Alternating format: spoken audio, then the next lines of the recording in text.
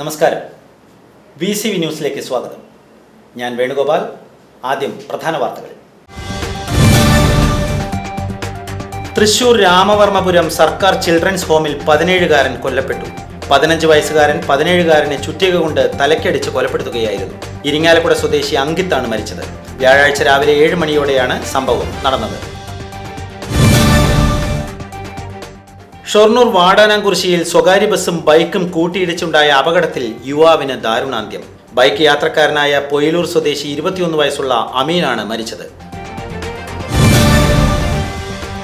കേരള കലാമണ്ഡലം കൽപ്പിത സർവകലാശാലയിൽ ചരിത്രം കുറിച്ച് RLV രാമകൃഷ്ണൻ അസിസ്റ്റന്റ് പ്രൊഫസറായി ചുമതലയേറ്റു. കേരള കലാമണ്ഡലത്തിലെ നൃത്ത വിഭാഗത്തിൽ ആദ്യമായാണ് ഒരു മലയാളി ഭരതനാട്യം അധ്യാപകനാകുന്നത്. വടക്കാഞ്ചേരി നഗരസഭയും മുണ്ടത്തിക്കോട് കുടുംബാരോഗ്യ കേന്ദ്രവും സംയുക്തമായി പാലിയേറ്റീവ് ദിനാചരണം സംഘടിപ്പിച്ചു. വാഴാനിയിൽ വെച്ച് നടന്ന പരിപാടി വടക്കാഞ്ചേരി നഗരസഭാ ചെയർമാൻ PN സുരേന്ദ്രൻ ഉദ്ഘാടനം ചെയ്തു. വരവൂർ ഗവൺമെന്റ് LP സ്കൂളിൽ പഠിപ്പിക്കാൻ AI ടീച്ചർ എത്തി.